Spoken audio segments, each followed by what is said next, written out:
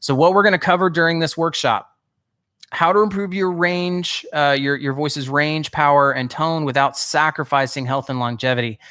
That's a really huge bullet point, right? I mean, I could do one-on-one sessions with all of you, and we could spend a long time focusing on that. So don't expect this to be something that, like, I don't mean to imply that I'm just going to give you like the magical 3-step process and all of a sudden you're just going to fix every problem with your voice. But what I am going to give you is a framework for how improvement really happens. And the reason I think that's important is because there's a lot of confusion. I personally, in terms of like being a student, I've taken way more bad lessons than I have good lessons. And if there's anybody here that has taken voice lessons, I think there's a decent chance that you probably could say the same thing. You've taken more lessons that have not helped you than lessons that have actually helped you. And so we're going to talk about how to improve all these things in the context of, or in, what is the framework of training that really kind of guarantees improvement over these areas of your voice. Second thing, my favorite exercises for extending your range, including how and when to use them, is pretty straightforward. I'm going to go over actually 3 different types of exercises, give you examples of those exercises, and talk to you about just different patterns, different times that I might be inclined to use these exercises in order to improve somebody's voice. And then the last thing, probably the most practical element of the workshop, is the top 3 mistakes that singers make when trying to hit high notes with power. So these are things that I have encountered, when I've worked with thousands of singers across 6 different continents. And there are absolutely patterns. There are things that we as humans do that seem intuitive for us. They seem like they would make sense. And the reality is they're actually hurting our ability to do the thing with our voice that we actually are trying to do. Plus, I'll be conducting a live Q&A session at the end of the workshop. So if you have questions, obviously I can see the chat box. I can see y'all, saying hi to me and saying where you're from, and I appreciate that. And I encourage you all to talk to each other and respond as we're going through. But if you ask a question, there's a decent chance that I'm not going to see it because I'm giving the presentation, going through my slides. So save your questions toward the end, or go ahead and ask your questions, but then just ask them again at the end when we actually do that live Q&A, and I will do my best to answer as many questions as I can. Those questions could be about what we cover in the workshop. It could be about something we didn't cover in the workshop. Whatever it is, feel free to ask that toward the end. And is it Andrea just said, I'm too slow at writing notes. That's going to be a problem today because I move real fast. All right, moving on. I'm also going to talk to you a little bit about something called Vocal Masters. We're not going to take any time to do this right now, but Vocal Masters is an online community of singers that I run and that I coach. It's really, in some ways, a distance coaching platform. In other ways, it's a traditional membership platform, and that there's all kinds of materials for improving your voice. And then there's also a community aspect because it's a bunch of people that are dedicated to reaching their voice's full potential and to celebrating other people who are trying to do the same. So I am going to give you kind of an overview of what that's all about. So there's plenty of content in this workshop that has nothing to do with Vocal Masters. This is not going to be something where, here are just the problems, and if you join Vocal Masters, I'll give you the answers. I'm going to do my best to give you some really useful information today, but if you also want to hear about Vocal Masters after the fact, you'll have a chance to do that. And then I'm also going to do a free giveaway. So I'm going to give one of you 3 free months access to the top tier of Vocal Masters. So actually 3 tiers of Vocal Masters. And you're going to get 3 months, one of you, free access to this community. Now you do have to be present at the end of the workshop. And I'll be completely honest, what I typically do is I start scanning through people that have been actively involved in the chat box. And so the more active you are in the chat box, actually I would say probably the greater chance you have of actually being the winner. All right, this is Baby Jeff. This is me, believe it or not, and my gorgeous wife, Kat. You can see that bling on her finger. This was before we were married. This was actually our engagement photo shoot. And the reason I'm sharing this with you is because I wanted to give you a little bit of background on how I got to where I am right now. So at this point in time, I was not a vocal coach. I was beardless, obviously. It's grown a lot in that department. I hadn't never coached a voice lesson. I was actually working in full-time vocational ministry as a worship leader. And I had a lot of questions about my voice. Now, I had some helpful vocal training at this point. When I first started taking voice lessons, I studied for 4 years in what's a traditional sort of classical setting, sort of traditional bel canto type of methodology. My teacher had a master's degree in vocal performance from a prestigious conservatory. He was a contract tenor with a major market opera. And I got to say that, I improved in some areas, I guess. Like we talked a lot about breathing. We talked about vowel shapes and tone, and I could sing in multiple foreign languages, but there were still just these huge question marks that I had with my voice. Namely, I had this huge chasm of a break between my chest register and my head register. Now, if you don't know what I'm talking about when I say chest and head register, don't worry about that. I'm actually going to teach on that in just a little bit. But the point is that there's this flip in the middle that happens sort of in the middle of your range. And for me, it was so big. And the result was I had trouble hitting high notes with power. If I did try to hit high notes with power, I ended up kind of shouting and yelling, or I ended up sort of feeling like I was giving up on it, and I would flip up into this light, floaty head voice that just didn't really do the song justice. And as a result, even though I was having success as a singer, like I even won some classical singing competitions, and I was working in my early 20s. I'm working full time as a vocational worship leader. It's like I'd had some success, and people thought generally that I was a decent singer. And yet I was just so self-conscious about my voice. I would walk on stage and I was constantly worried that my voice was going to perform the way that I really wanted it to.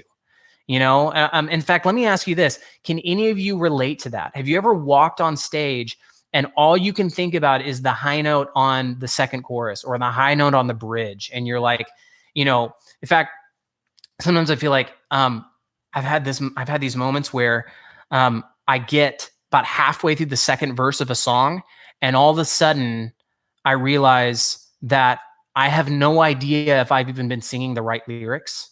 It's sort of like the experience of driving to work and then pulling into the parking lot and going, wait a second, how did I get here? I don't remember the drive, right? And it's because I had spent all of that time through the first verse and the first chorus obsessing about the note that I had to hit in the bridge.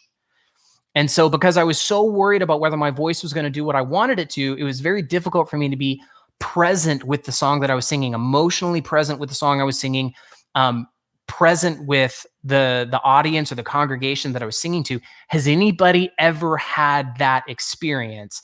Because at this point in my life, when this picture was taken, that's exactly what singing was like. And I share that with you because what I'm really hoping for this workshop is that it's the first step in you overcoming something similar. Whatever it is that you're working on in your singing life, I hope that this workshop becomes the first step in you going through the process that I ended up going through, because now I can honestly say that I don't have those issues. I cannot replicate the problems that I used to have with my voice. And I feel like I have a true sense of freedom and authority over my voice. I know it's going to come out. I'm happy with the tone. And ultimately, that is something that I want for every single person that's here.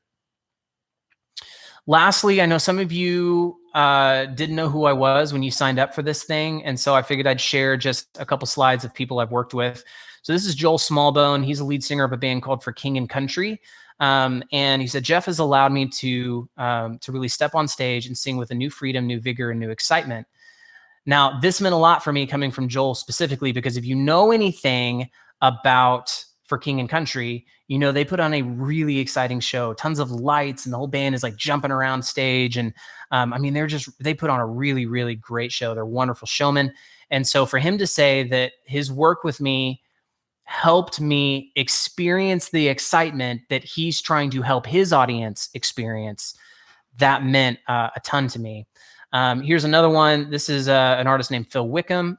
One of the best voices I think I've ever heard. He said, Jeff has given me really practical, simple ways to improve my voice, to heal it, to train it, and get it back to a place where it feels comfortable to sing again. I started working with Phil after he had surgery on his vocal cord. So he had a polyp that had to be removed. And unfortunately, that's something that happens a lot, a fair amount with touring artists, because they're just putting their voice through so much. They're putting their bodies through so much. They're sleeping in weird places. They're sleeping on a bus, which feels like sleeping in a coffin. They don't get to control their diet. Sometimes they don't drink enough water just because they don't think about it. And then when you're essentially running a marathon with your voice 4 or 5 days a week, it can result in some damage. And so he had this damage, and as you can imagine, he was trying to find his way back. And so that's when he and I started working together. And I can say, I'd like to believe I played some role in this, but I feel like he's better than he ever has been. I mean, his early stuff was great, but the new stuff that he's putting out, his voice is the strongest that I have ever heard it. Definitely recommend you go and check that out. And then lastly, this is Jane Williams. She's a worship leader with Elevation Church. And you can see my cat over this shoulder. Studio cat. Anyway, in case you're wondering what that creature is in the background. So Jane is a worship leader with Elevation Worship in Charlotte, North Carolina. And I started working with her. She said, to say that Jeff has revolutionized the way I sing, I think would be an understatement.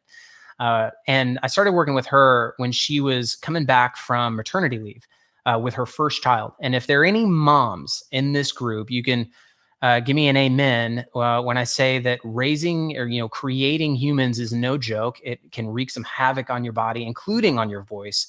And so her voice just felt completely different when she was trying to come back, and she felt like she tried everything. She was really frustrated.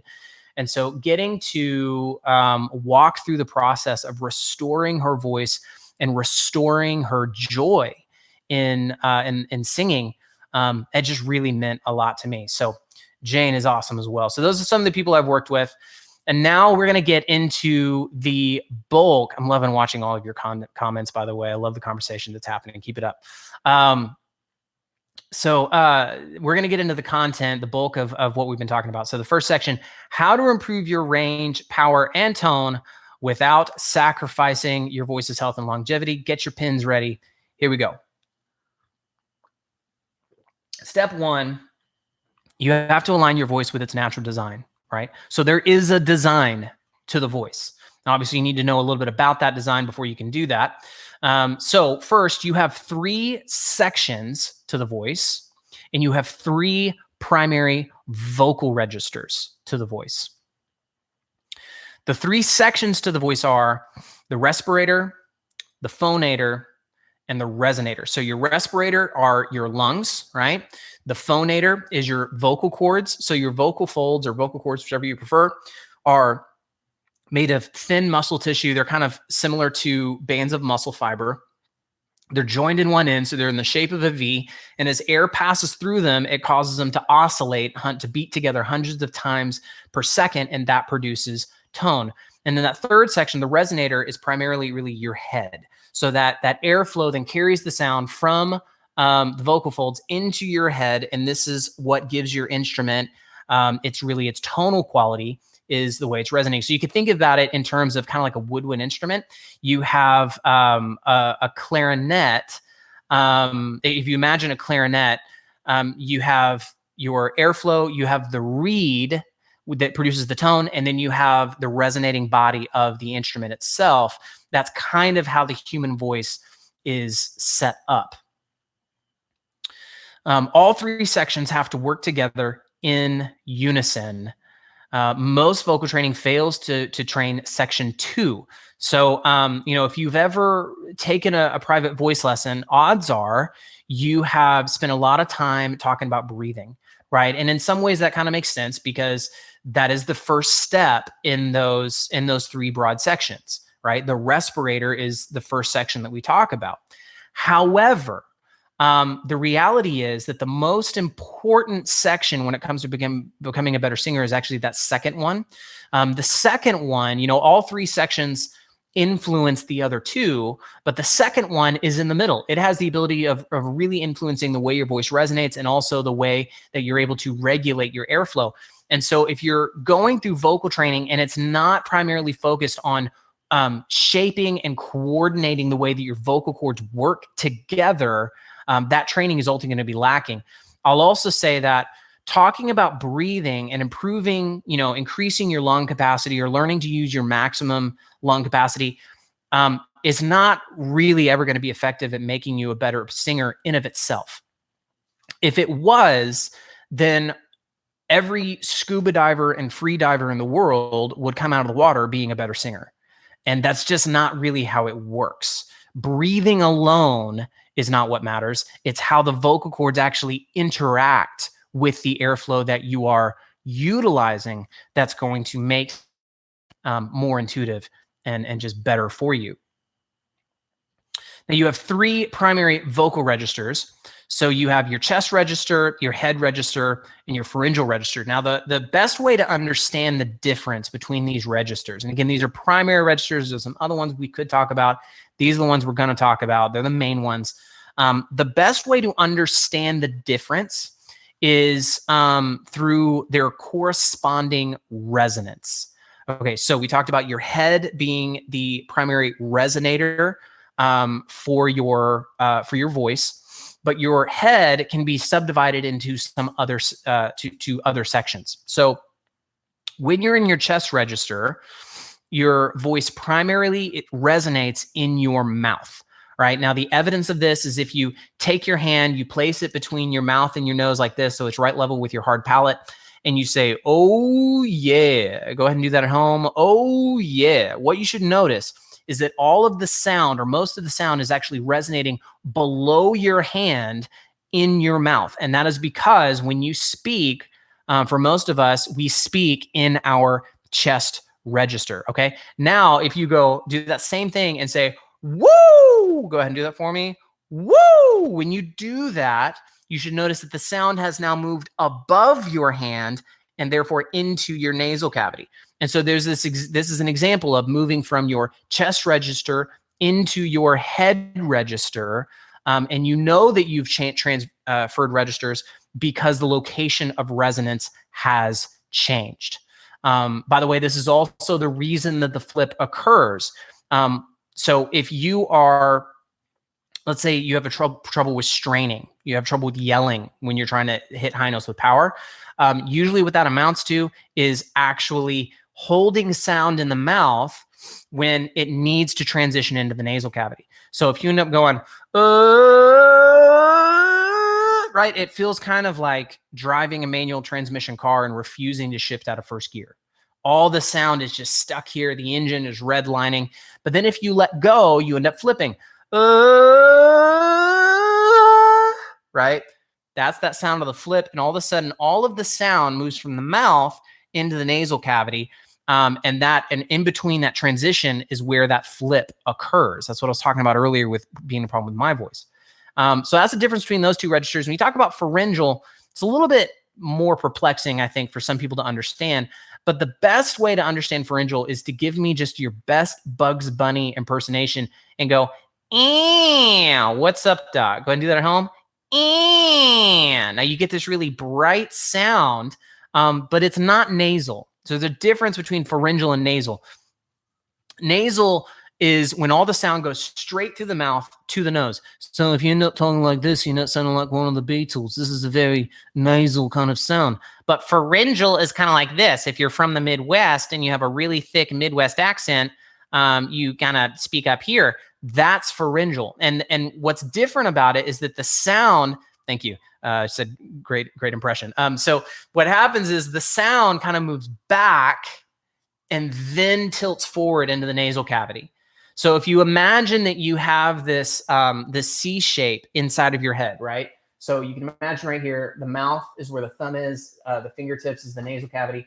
The pharyngeal resonance, pharyngeal means of the pharynx. Your pharynx is positioned back here. So your pharyngeal resonance is actually primarily back here, not in your nose, but back here. And then it kind of tilts forward, curls forward over the top of that C. That's what pharyngeal resonance is. And so actually, the pharyngeal resonator kind of produces a sort of physical bridge between the head register or the chest register, chest resonance in the mouth, and your head register or the resonance in your nasal cavity. All right, moving on here. All three registers are equally important when it comes to singing at your fullest potential, because they all provide different qualities to the voice. Now, you may not feel great about all those qualities. For example, when I say, and you do that sound, you repeat after me, you might immediately think, why in the world would we talk about that sound in a workshop about better singing? And I am going to talk about why exactly we would talk about that sound and why it's so important. So the qualities that they bring, the chest register provides depth. And this means that if you're lacking depth in your overall tone, a weak chest register may be the reason. The head register actually provides ease. So if singing high requires too much effort, a weak or neglected head register may be the reason for that. So this is really common among worship leaders, especially. And I'm assuming a lot of people here are probably going to be worship leaders. But really, I mean, anybody singing any kind of commercial like music, this is going to be a problem. And the reason that it's a problem is because we tend to think that if we want to sing with power, we need to sing in our chest voice. I'm just going to tell you that's a complete misnomer. That is not true. There's a better way of going about it. And all of those singers that you listen to, so if you could like fill in the blank, go ahead and tell me, who is the singer that you listen to where you're like, how in the world are they able to hit that note with that much power and not just wreck their voice? When you listen to that person, you typically think, oh, they're doing everything in chest voice. And you think that because you perceive the chest register as being the source of your power. Well, first of all, going back to that previous slide, what I told you is that your chest register is the source of depth, but it's not the source of power. Head register provides release and ease. So if you are somebody who looks at it and says, well, I want to sing with power, so I'm only going to sing in my chest register, that is actually the reason that it ends up getting so tight when you end up, when you attempt to sing all these high notes with power. Having a strong head voice and then incorporating your head voice. So you might also be, this happens a lot with female singers, especially if you're a classically trained singer. You might have a strong head voice, but if you look at it and you say, well, when I sing classical music, that's where I want to use my head voice. But if I'm singing worship music or commercial music, then that's when I'm going to use my chest voice, right? So one voice for each kind of genre. So you don't invite your head voice to the party, so to speak, when you are singing commercial music. That is also going to be why you end up working so hard to hit these high notes, and you end up kind of jacking your voice up and wearing it out. And then finally, the pharyngeal register provides power, right? So again, you think that the chest register provides power. It doesn't. If you struggle to sing with power, especially on high notes, a weak or neglected pharyngeal register may be the reason. Now, the evidence of this is if any of you have any children or toddlers or younger, anything like that, you know that babies have this ability and young children have this ability to cry and really even scream bloody murder, and yet they never lose their voice, right? They can have seemingly unlimited range and power, and they have really cutting tone, but they never lose their voice. And the reason for that is because they cry in a pharyngeal register, right? They don't say, whoa, where everything's open and they're kind of going from head to chest. They go, wah. Everything is bright in this pharyngeal kind of bitey place. And actually, some of the greatest singers in history, including Luciano Pavarotti, the greatest opera singer of the 20th century, said that singing was effectively crying. So he would just, do this. He'd go, wah, wah, wah. and now he's singing operatically, right? It's the same thing that Bono does when he goes, in the name of love, one more in the name of love, when it's just a cry, right? The only difference between babies and rock stars is vibrato, because babies will scream, wah, and rock stars will go, wah, and that's the only difference. And it's all because they have such access to that pharyngeal register, and it is the source of their power. All right, step 2, you have to focus on changing your voice's natural tendencies rather than on quick tricks and fixes. So if you go to like YouTube, there's so many vocal tips out there, and really what they feel like to me most of the time is like all those articles that are like, if you want to lose fat, you have to eat these 5 foods, or eat these fruits to burn belly fat, or do these exercises if you want a 6-pack. And it's like, it just oversimplifies the process, and it's really just quick tricks and fixes that never actually work or have any kind of long-term or lead to any long-term success. And so if you want to get better as a singer, you have to focus on changing your voice's natural tendencies. Now, the reason I say natural tendencies is because good singing is meant to be intuitive. The last thing you want to do is train your voice in such a way that requires you to put all of your mental energy into your technique. I think that I know that singers or audiences and congregations tend to empathize with people that are singing over them. And so if when you are singing, all of your mental energy is on your voice, guess where the congregation or the audience's focus is going to be? It's going to be on your voice. If you are instead focused on the content of your song and are able to trust your voice to just seamlessly deliver the notes and deliver the melody in the way that it needs to, then your audience or your congregation is much more likely to focus on the content of the song as well. They will actually empathize with you. The voice is a product of your current physical ability. And to improve your voice, you have to increase that ability. And by physical ability, I mean things like flexibility and strength. The process is fundamentally no different than that of increasing your athletic ability. So you cannot reason yourself into being stronger or more flexible or more coordinated, right? So if you've never taken a yoga class and you decide to go take a yoga class for the first time and you realize the backs of your legs are really tight and stretching is uncomfortable, stopping the stretch and thinking about it is not going to increase your flexibility, right? And the same thing, there's very much a parallel between that and your voice, that a lot of times you are struggling to hit high notes because your vocal cords lacks flexibility, or because they lack the proper coordination to actually produce that note comfortably.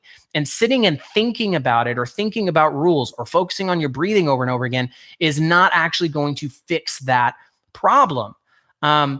And understanding a 10-step process is not going to fix that problem either. You have to engage in a regimen that changes the way your voice naturally wants to function, because let me tell you, your voice is supposed to be able to do all these things. It's supposed to be able to hit the notes that you want to hit with ease.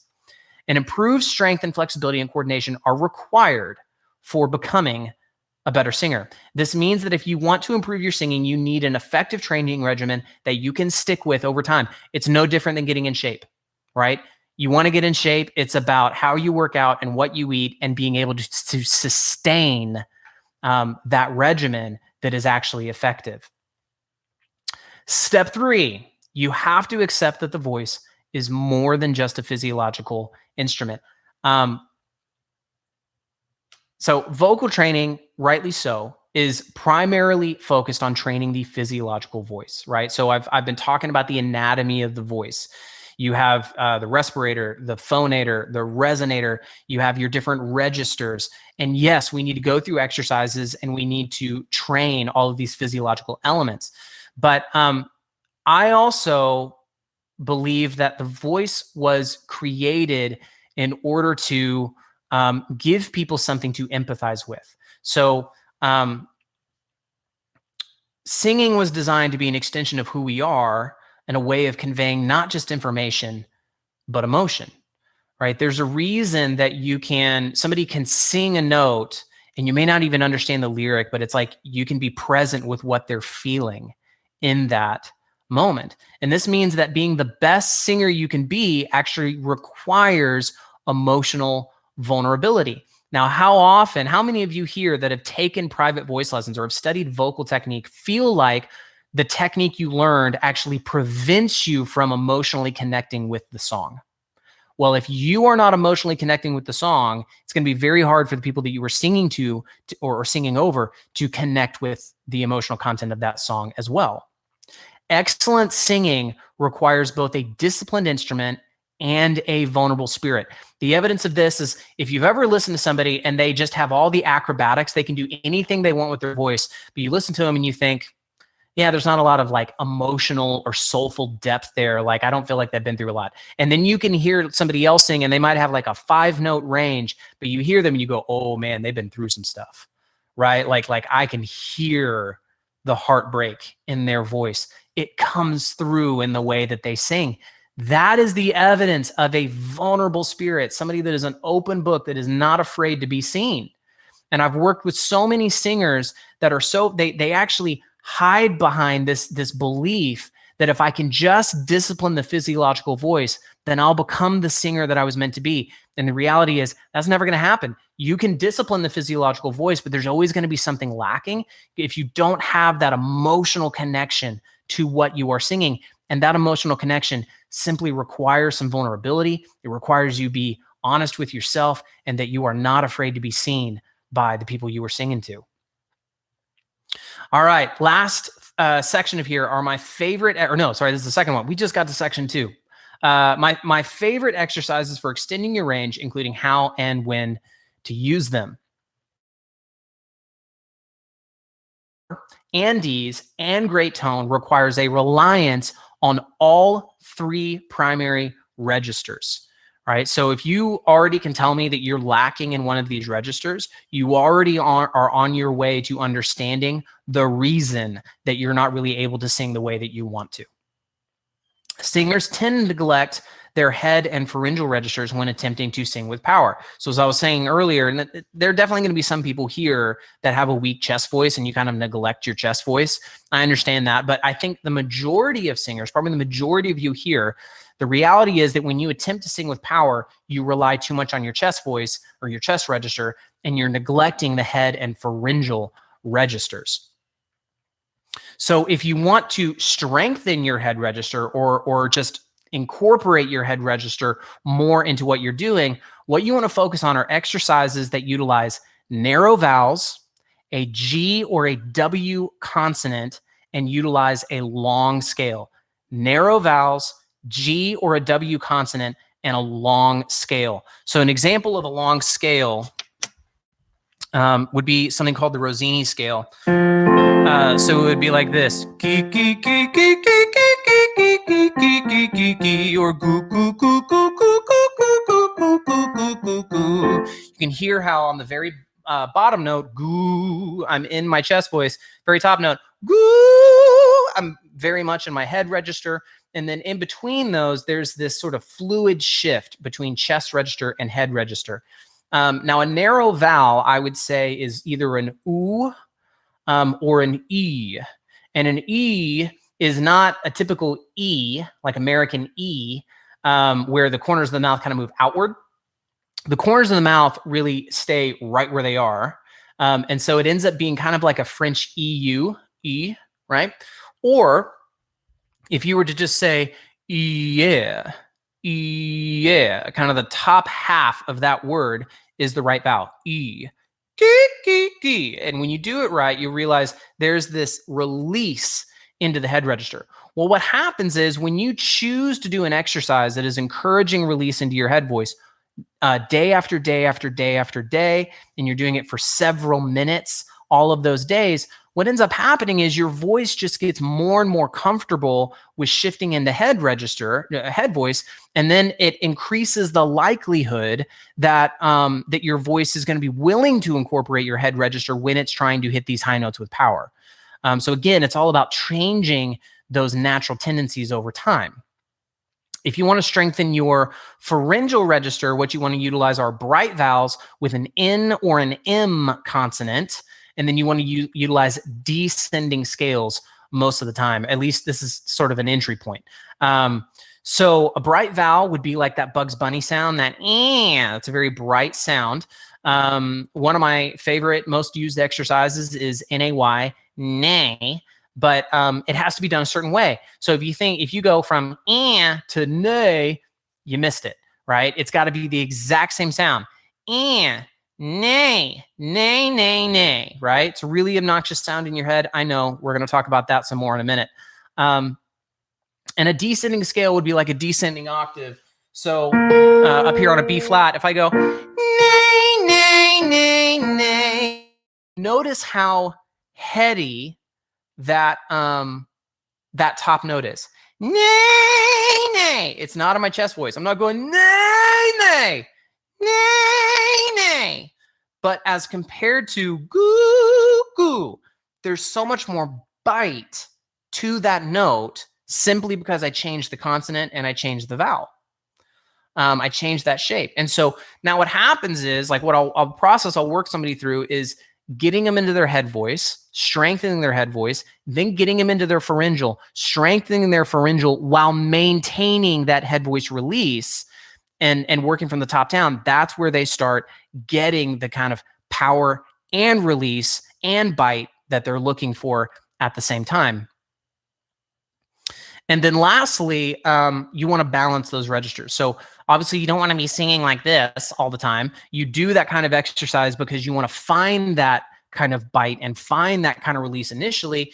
But if you want to balance everything out, then you want to utilize relaxed rounded vowels, an M or an N consonant, and an octave scale most of the time. Again, these are not like hard and fast rules. There are other ways of going around these things, but these are just kind of general principles that I find typically are most effective.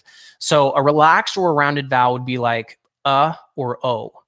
And so if you imagine mum or no, now you're getting the consonants that bring that sound forward. You're having kind of a relaxed placement with the mouth that allows the sound to resonate in a very normalized way.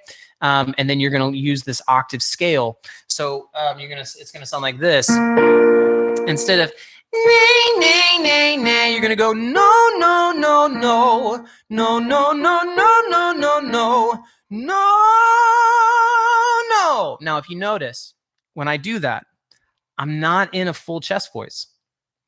So if I go kiki, nay, nay, no, no, 3 different types of sounds, but that last sound is utilizing head register, chest register, and pharyngeal register. I'm getting the same release that I got on my head voice. I'm getting similar bite to what I got on the pharyngeal, but now I have this added depth coming from the chest register.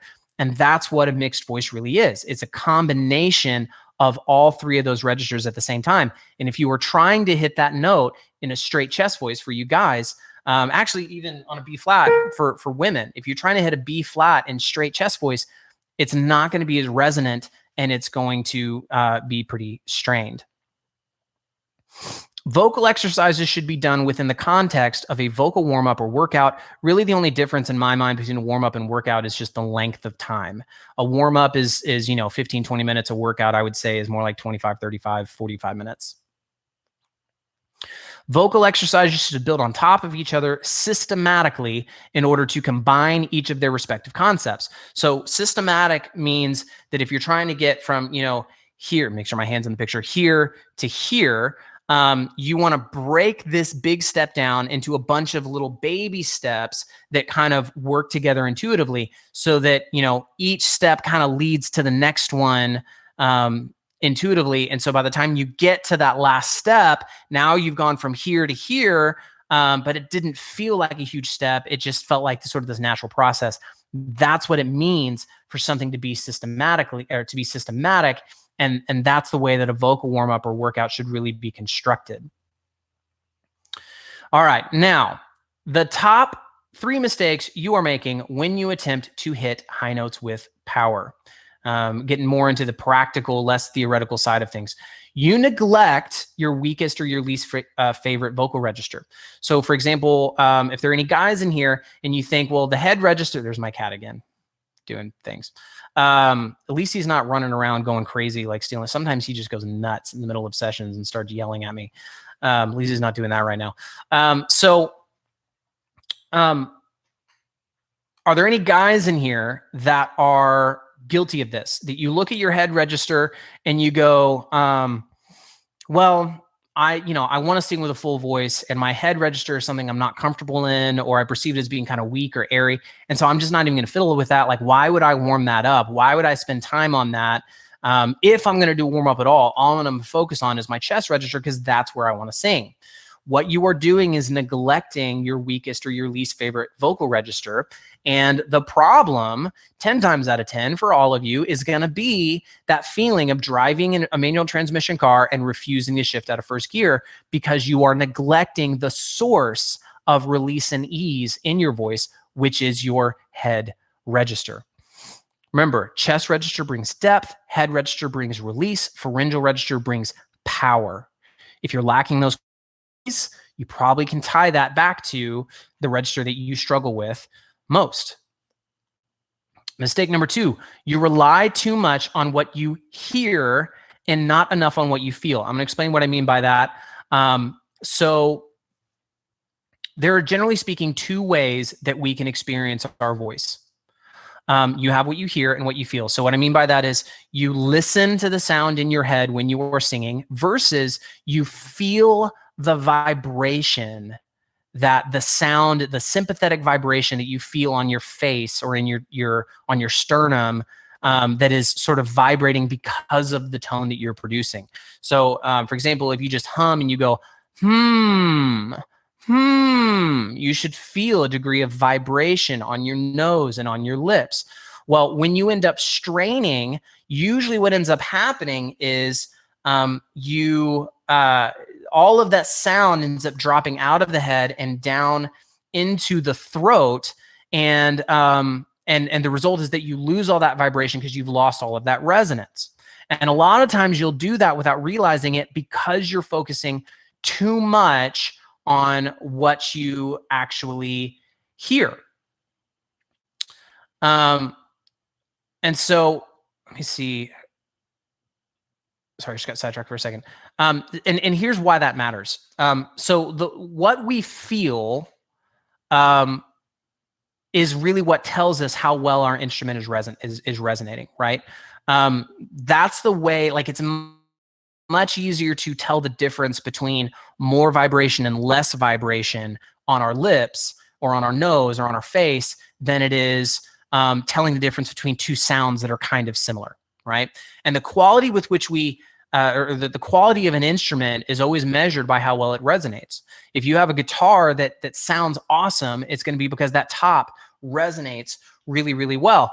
And if you have a guitar that sounds kind of dead, it's going to be because it doesn't resonate really well. And so it's important that you utilize your voice in a way that causes it to resonate well. You experience, right, I already just talked about this. You experience your voice's resonance primarily through what you feel, not through what you hear. And when you, what you also hear in your head is misleading. So let's talk about that for a second. How many of you, go ahead and type yes if this is you, if you have ever heard a recording of yourself speaking and the first thought is, who is that? Right? Like, no, please don't tell me that is my voice. And your friends are like, what are you talking about? That's what you always sound like. And you're like, no, we can't be friends anymore. I can't subject you to that. Like, so often people hate the way that their voice actually sounds. Now, here's the reality. Your voice is not annoying, probably. Your voice is just, when you realize that what your voice sounds like is different than the expectation that you had, that is unsettling. You just don't like anything that is different than what you are used to hearing in your head. But here's the thing. When we focus on what we hear, so when we sing and you sort of immediately start evaluating the sound in your own head and then sort of critiquing and adjusting, when you do that, very often what you're doing is you are holding up your voice against this idea of the ideal tone. And the ideal tone has been formulated in your mind based on what you've heard from other singers that you admire. So you listen to other singers, you think the world would be a better place if I sounded more like fill in the blank, right? But here's the rub. What that singer hears in his or her head is not what you hear out here, right? They have a very similar experience when they listen to a recording of themselves. They go, who is that person? That's not what I was expecting to hear.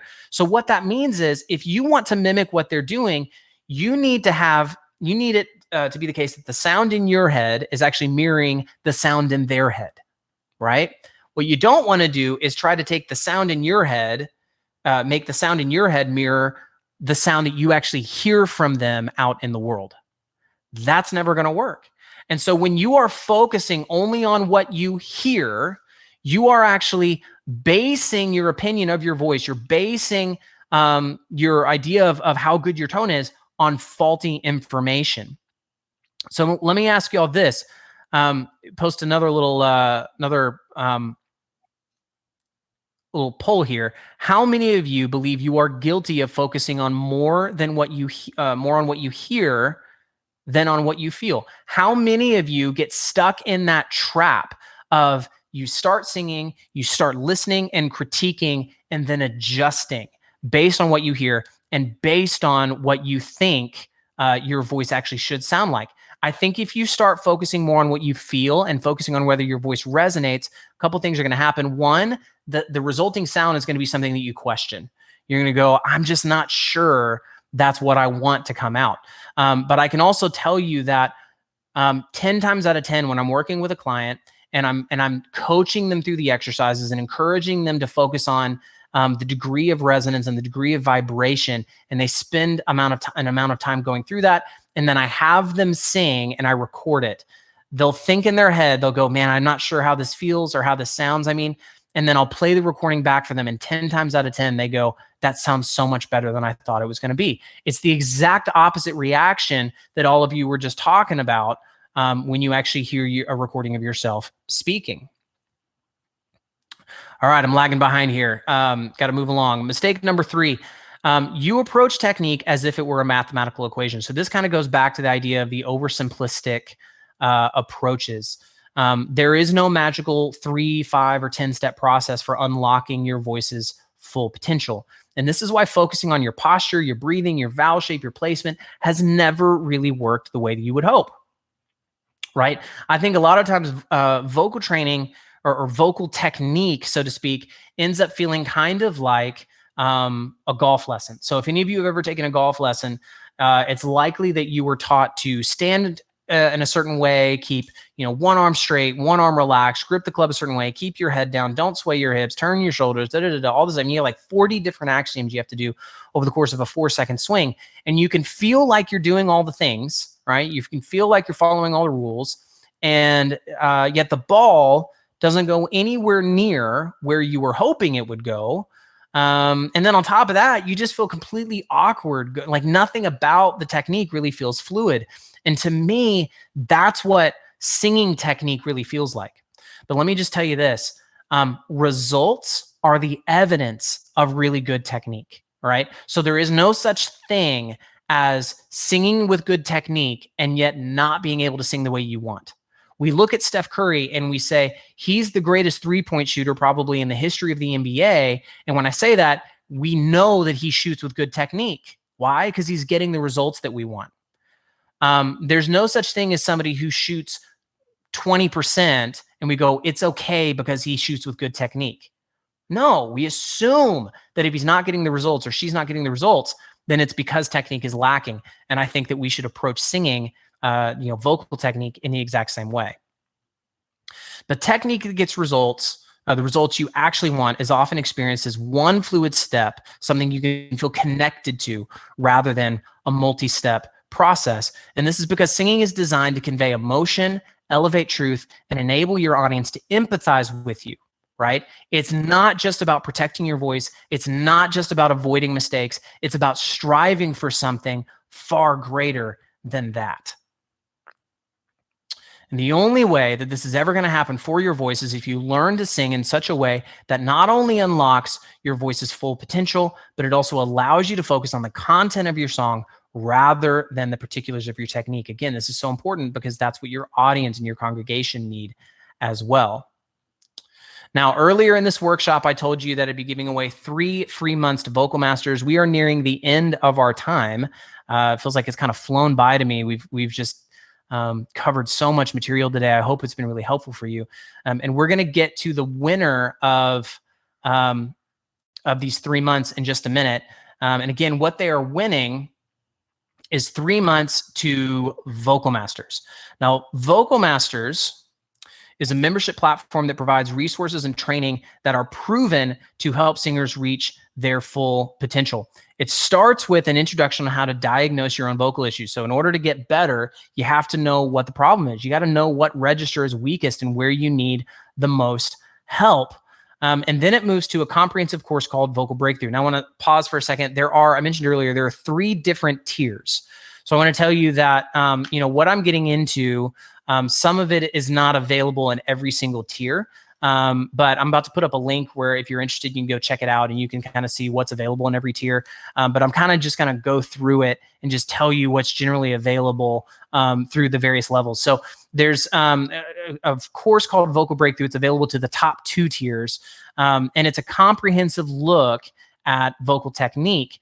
It provides an overview of how the voice is designed to function, and it also includes vocal workouts designed to systematically realign your voice with its natural design. And from there, you can move to another course I've created called Artist Breakthrough, which is a course that helps you utilize the techniques learned in Vocal Breakthrough so that you don't sound overly technical when you're singing. Sounding like a technical singer is not the goal. Somebody earlier, when I was talking about who's your favorite singer, he mentioned Freddie Mercury. And I think that a lot of times we don't look at Freddie Mercury as being this great technical singer. I do, even though he was very untrained. But again, in that spirit of he's able to do things with his voice that other people are not, that means that there's something about the technical functionality of his voice that is good. And we never listen to him and think, oh, what a technical singer, but he absolutely is. And so the purpose of Artist Breakthrough is to help you learn how to utilize your technique in a way that doesn't make you sound like a technical singer. Or you could also move on to any of the other resources that are available through your membership. So topics that are covered in all of the different resources include increasing power in your high notes, maintaining proper vocal health, developing vibrato or just faster to vibrato if you already have it, strengthening the various vocal registers, and a whole lot more. And I will say this, that every single register is going to address every single membership tier is going to address all of these things in some way. As you go from, the bottom tier really focuses on a library of warm-ups. And there's also a devotional aspect to it, but it's warm-ups and devotions to kind of help you get your mindset right. But it's not necessarily systematic in nature, at least not to the degree that everything else is. As you get to the middle tier, there are more courses and just a greater variety of resources. And as you get to the top tier, it actually includes some live coaching elements where I actually get together on a Zoom call on pretty much a weekly basis with my top tier members, where it's a Zoom call so everybody can see each other. And I have one-on-one conversations with them and answer questions about, what they're doing on the course and everything. That's the top tier and the main difference. Content is available to you via a private membership area on my website and also through an app, which makes it easy to take your training on the go. You can do it in the car, while you're washing dishes, while you're getting ready for your rehearsal, whatever it may be. That app makes it really simple for you to access all of the materials. Last thing, just got 2 more slides until we get to the giveaway. So Ashley this is one of my current Vocal Masters members, and this is what she had to say about it. She said, the Vocal Masters has done more for my singing than the years I spent working with some of the industry's top vocal coaches. She worked with a lot of different vocal coaches. And if you were to Google top vocal coaches in America, you'd come across a lot of people she's worked with. And she said that it was specifically the metaphors and the explanations and the not just the exercises, but how to do the exercises, when to do the exercises, why to do the exercises, all of these things that really helped equip her for improving her voice. So she's been a joy to have as a member. And then this last one is Stefania. She said, I don't have words to tell you how much this program has impacted my life. It was an answer to several years of prayer. And that might sound like kind of a dramatic thing to say maybe for some of you, but I think if you have been spending years and years looking for answers to your vocal struggles like she was, and then all of a sudden you finally feel like you found the answer that's actually helping you move forward and helping you get better and helping you realize the voice that you feel like you've always been meant for, that really is a powerful and potentially impactful thing on your life, because I would argue that we were created to sing. It's part of how we fulfill our purpose in life. And so she definitely feels that way. And man, it's just been awesome to see her grow. Okay. It is time to announce a winner. So, you can kind of you can do one of those weird drum rolls at your own desk if you want to, I guess. But, oh, there's my cat. You probably heard him. He's yelling at me. Okay. So, the winner of 3 months of free access is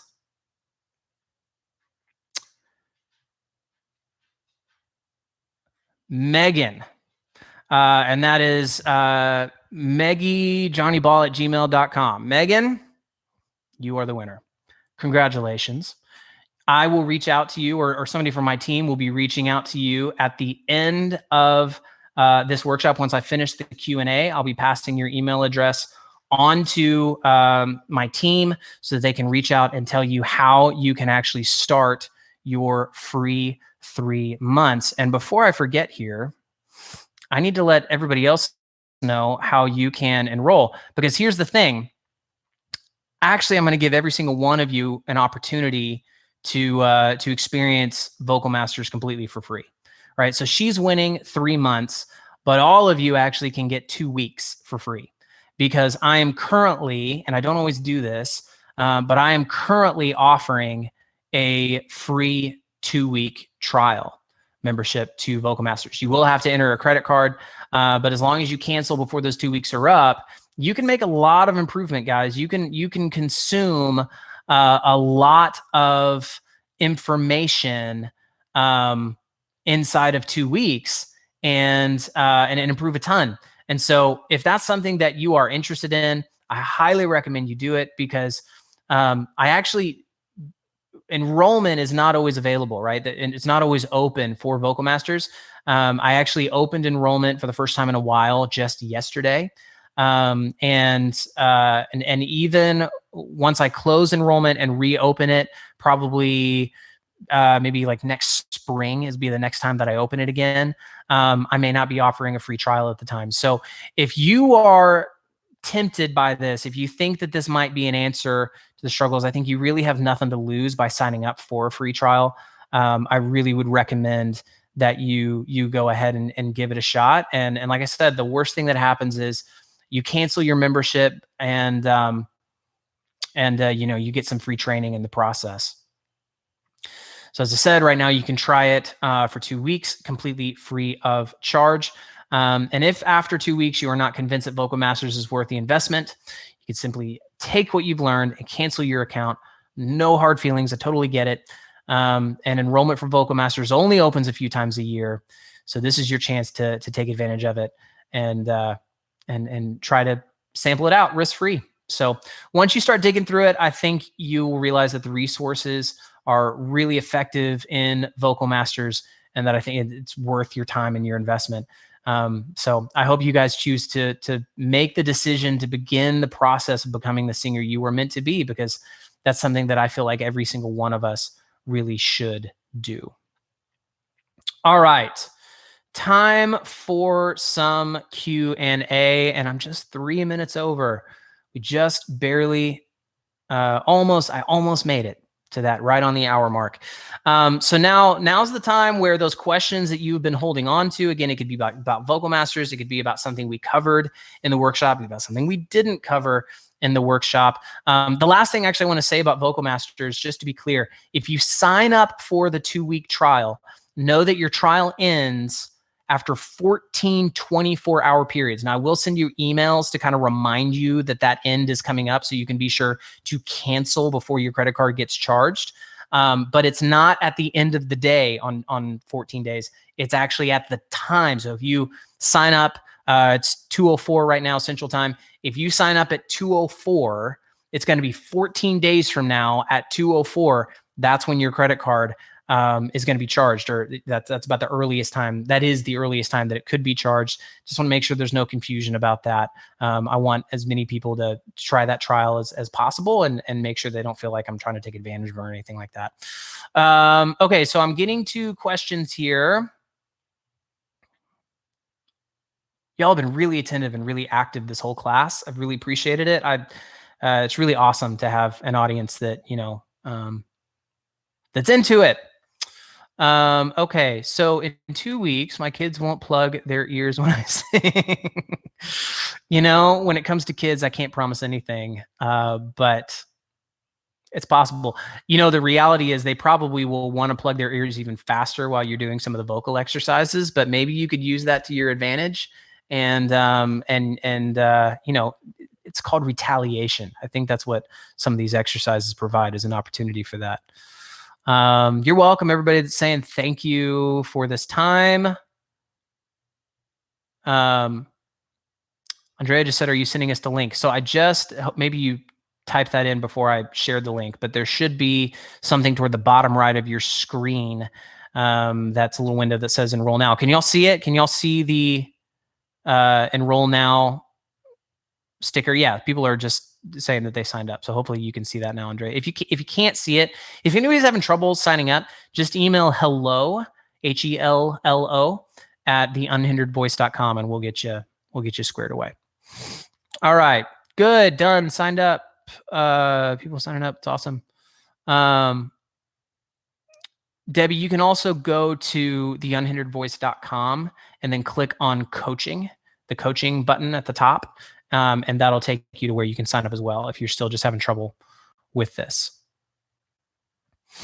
When does enrollment for the 2-week trial close? So that is actually kind of to be determined. So I'm doing a series of these webinars, and I'm going to keep it open while I'm doing these webinars.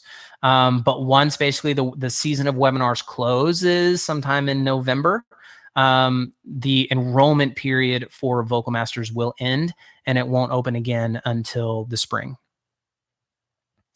Do you think that using in-ears is beneficial or detrimental to hearing your own voice properly? Definitely beneficial. However, I will say that is somewhat dependent on your gear. I mean, I feel like nothing is harder than hearing yourself when you're using wedges. But with in-ears, the problem that you might run into is, or that a lot of churches run into, if you're specifically talking about that, or even just any venue. So you are subject to the quality of your own gear, right? And so what happens with a lot of gear is it hyper compresses all the sound that is being delivered to your ears, and it makes it just sound completely muddy. And so if it's really muddy, you're going to find it really hard to pick your voice out. If you have, 5 instruments on stage and all of them are mixed into your ears, and then you're trying to hear your voice over it, it's all just going to sound like one muddy tone. So what I tend to do is I like to divide instrumentations into separate, into different ears. And I try to make the side that has my voice as clean and simple as possible. So I don't have any instruments that I feel like are going to compete with my voice. And then the other thing is I try to rely on stage noise as much as I can. So like, for example, if the drums are right behind you and you can kind of hear them without having your ears or without having the drums in your ears, then I might just kind of rely on hearing the drums that way. Or if you can feel the bass, then I might not put bass in my ears. Or I definitely won't put drum overheads in my ears. I'll only put like the snare and the hi-hat maybe slightly, and I leave everything else out, just because that enables me to stay with the drummer without actually hearing everything that the drummer is doing. Good question. How do you protect your voice from fatigue with 3 Sunday services? You got to have great technique, right? So this is no different than saying like, how do I run a marathon without, twisting my knee or pulling a hamstring or twisting my ankle? It's like the better shape you're in and the better your running technique is, and the longer you're going to be able to do that. So the voice is designed. I mean, just to put it in perspective, I teach 7 hours a day, 8 hours a day some days, and my voice is fine at the end of the day. It really all just depends on whether you're using your voice in a way that is wearing it out, so that it's like the moment you start singing, the clock starts counting down to when you're not going to be able to do it effectively anymore, or are you singing in a way that's going to continue to make you stronger as you're going along? And that really just comes down to your technique. Michael says, I tend to get more vocally fatigued talking on the way to an event than I do actually singing for an hour. Any thoughts on this? Yeah, it's because we speak in our chest voice. And especially if you're trying to speak loudly and trying to project out of your chest voice, you end up pushing sound, pushing airflow out of the mouth. So, and especially if you're like in a loud place and you immediately feel like you need to project your voice. So you end up putting undue stress on your voice, and that wears it out very, very quickly. There actually is a way of sort of speaking a little bit more in a mix, speaking in a more relaxed place. I've had to walk through some of that myself as a vocal coach, because obviously, I mean, you just hear how much I've been talking during this workshop alone. I have no idea how many words I've spoken, but it's been a lot. And, I need to use my voice. I still have sessions to teach at the end of this day. So, or afterwards. So I got to keep on going. Any external tools you find more helpful than others? Hydration, teas, cough drops, neti pots, etc. It all kind of depends on the situation. So I do like tea, but I wouldn't say I depend on it very much. I do love my neti pot. When you can hear I have a little bit of a sinus thing going on right now. And the neti pot is just wonderful for flushing bacteria and helping you. I feel like it really helps me expedite the process of getting better. And so that's one of my favorite things. Turmeric is probably my favorite supplement for singers. It's a really powerful anti-inflammatory agent. Lots of athletes take turmeric in order to, bring inflammation down in their muscles after they work out. And the same effect can actually happen with your voice. So I typically always take turmeric when I am going to be really heavy on my voice. In fact, right now, I'm drinking turmeric tea and turmeric spice tea from Young Living. And I'm doing that because I know my voice is going to get heavy use today. Let's see. Best way to deal with throat issues, drainage, allergies, etc. So one thing that I would recommend is this Alyssa asking this. Sleeping elevated. So if you're having drainage issues, you're having that postnasal drip, sleeping elevated slightly, which I hate doing, but sometimes it's necessary for me. If you sleep elevated, it helps you drain all night rather than it all just sitting. So what happens when you sleep flat, all of it just kind of sits on the throat. And that's why when you wake up in the morning, you just feel like there's so much stuff to work through. If you sleep elevated, it's going to actually decrease the amount of stuff that you have to start the day with. I would also say the neti pot is really, really a great all natural remedy for kind of flushing the sinus of not only just mucus doesn't need to be there, but of, bacteria, which it can actually kind of help you fight the sickness as well, because of that, basically the sodium that's being used to just kind of disinfect what's going on in there. Beyond that, vocal exercises help a lot, and just having great technique. I mean, I've had to sing plenty of times when I was sick. And I think what happens is when you are sick, your voice feels different. And when your voice feels different, you start sort of unconsciously trying to make your voice feel the way it always feels. And what having really great technique can do is it helps you to rely on your technique rather than rely on your ability to get your voice to where it normally, to how it normally feels, right? There's actually a video of me singing online a song that I wrote with Micah Tyler, recording artist, and a worship leader named Charity Gale. It's called My God Fights for Me. And I was sick as a dog while we were recording this video, to the point where I was really self-conscious when we were talking about releasing it. I had to put a lot of faith in them when they were like, no, trust us, it sounds good, it's fine. Well, I've never actually had anybody come to me and say, you sounded sick while you were singing. Even though now that I've told you that, you'll go and watch it and go, oh, I totally can, I sniffle right before I sing, and I I like have tons of rasp in my voice when I'm saying. It's because it's the only sound I could get out.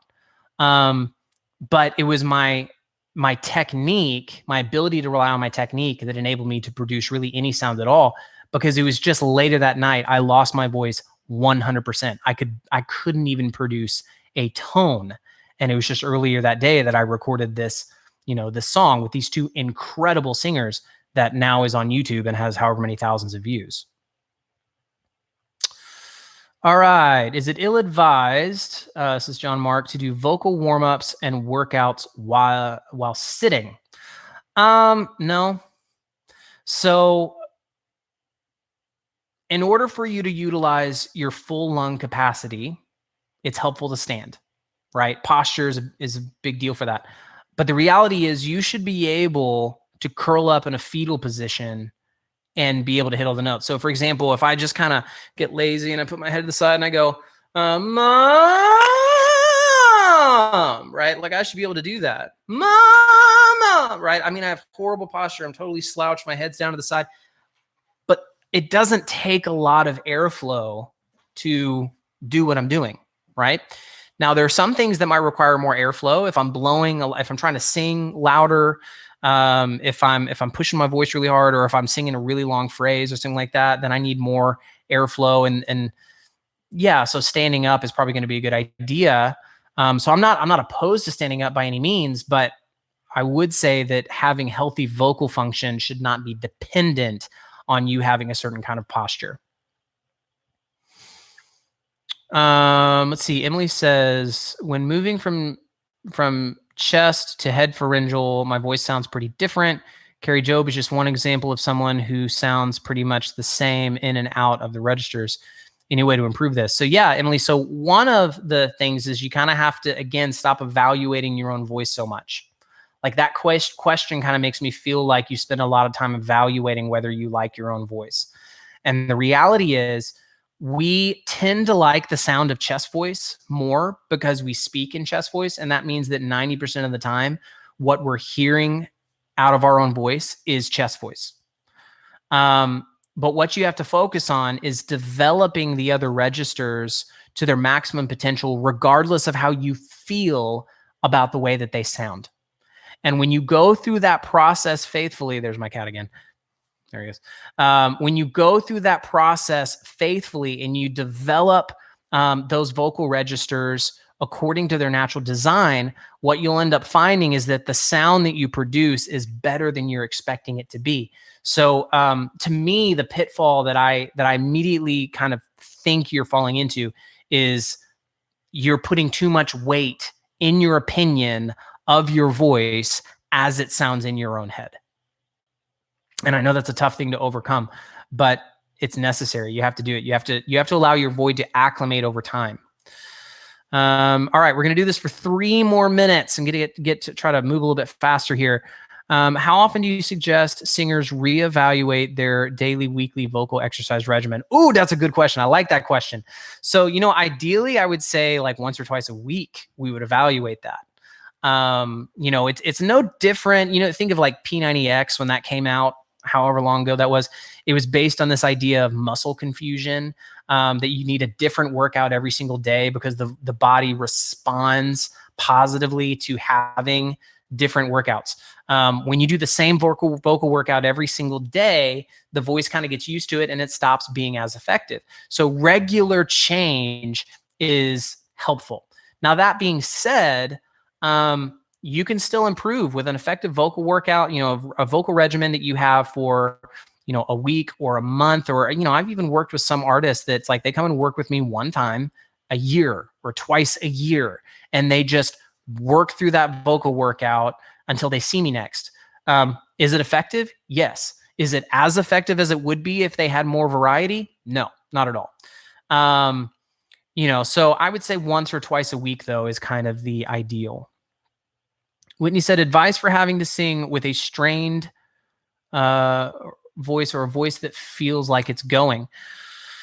I mean, again, that kind of comes down to technique, right? I mean, it's like the better prepared you are. You know how all the athletes are always saying that games are won off the field, not on the field. It's all the work you put into going on, before you actually have to step on stage. That's really what's going to come in handy when you find yourself in a tough spot with your voice. Kind of like just what I was saying, like, in this video I had to sing when I was sick. It was just my familiarity with what good technique is that enabled me to get through that. Now, beyond that, I would say that there are things you can do to help nurse your voice back into health beyond just going on vocal rest. Really just realigning your voice with its natural functionality. So there are some things that I will do when, if I'm going to give you more practical advice. One of the most practical things I like is vocal fry. So vocal fry is the sound that you tend to make when you don't want to get out of bed in the morning. So this kind of groany, rumbly sound, this or hear it better if I go, oh yeah, right? It doesn't take any effort. I'm not grinding. It's just a very relaxed, rumbly sound. It has a way of relaxing the voice. And when the voice is really shot and inflamed, it's very difficult to find. And so what I will do if I find that I've pushed my voice a little bit too hard is I will, in between services or just when I'm off the mic, I'll start trying to engage in vocal fry in order to remind my voice what it feels like to actually be relaxed.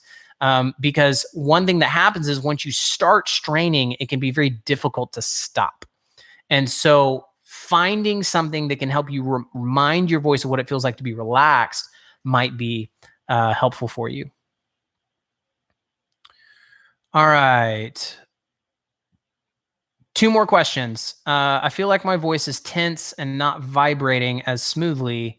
What can I do to improve that? You got to relax and you got to focus on your resonance, right? So that tells me that there's probably too much emphasis going on in the throat. And so you have to focus on the resulting resonance, which comes down to, again, the vibration. So I probably would focus on starting off with humming a 5-tone scale in your chest voice, maybe even with your tongue out. And if you feel that tongue wanting to pull back into your throat, like jerk back into your throat, that's an indicator that you have a lot of tension in the tongue that's bringing the sound back into the throat. And that is causing a lot of fatigue. That's vibration. That's not really a good thing. All right. Last one. Let's see. Try to find one.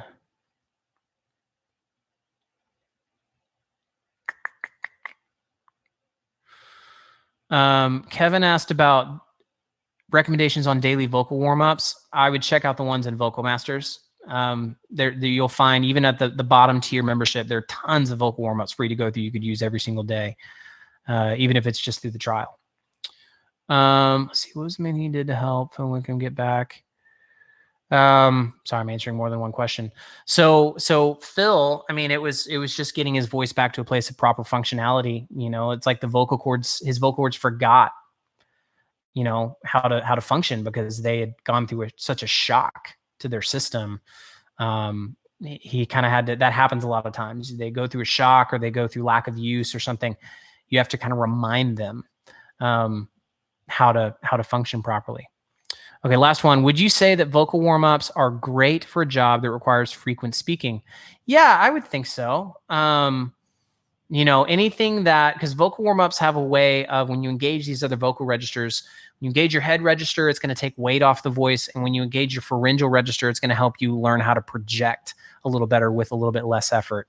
And so that would probably be helpful. I've definitely worked with some speakers. I've worked with some pastors, given them some vocal workouts. There are a lot of public speakers that do that. So as long as they're effective workouts, yeah, I would say that. Let's see.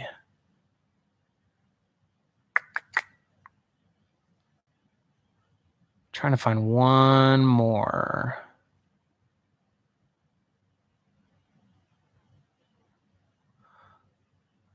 Does anybody have, so I'm at the bottom of the thread. All right, this is the last question I'll answer. How often do you visit an ENT? Do you recommend it? There was a period, that's a good question to end on. There was a period of time when I used to go once a year just for a checkup. I depend on my voice for a living. And so I still kind of feel like that's not a bad thing to do. But I don't go once a year. I probably go less than that, because I am personally confident that my voice is healthy. I know that my voice is able to do, like, it gets so much work, and I'm generally speaking getting decent enough sleep in spite of the fact that I have young kids. I would say that an ENT is good to go to when you are really worried that you have damage. If you, and a lot of times, I will also say this, a lot of singers, I've talked to a lot of singers that are afraid they have damage that don't end up having damage. They just, they end up, they got sick and their voice feels weird. And so they think that, it's not functioning the way that it was. When you have damage, it's like there's an inability typically to produce tone the way you normally would, or to produce clear tone in the way you normally would. Or there's physical pain that won't go away, or there's a feeling like there's this lump in your throat that just will not go away for weeks on end. Like, if you were in that kind of place, I would say that going to an ENT and getting having an examination would probably be a good idea. Better to be safe than sorry.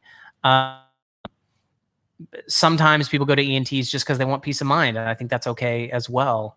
But if I'm advising somebody who makes a living on their voice and they just need to make sure that their voice is always healthy, I would say, yeah, if you go every 12 to 18 months, like, that's really not a bad habit to get into, just so you can have a professional tell you, yep, that's really good. Although I would also say that coming to a qualified vocal coach, you might end up spending the same amount on the session, but you'll actually receive some vocal training. And, I've diagnosed a lot of vocal issues and done a lot of vocal therapy.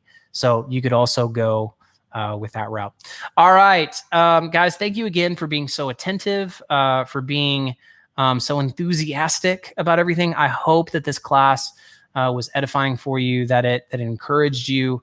Hope to see a bunch of you in Vocal Masters so we can continue working with each other, and I can walk alongside you as you go through this process of discovering the voice that God really intended for you to have, the voice that you were meant to have. That's really the goal of vocal training, is to discover the voice that we would have if sin had never entered the world, really. And so that's what I hope for each and every one of you, whether you become Vocal Masters members or not. But either way, have a great day, guys, and I'll see you next time.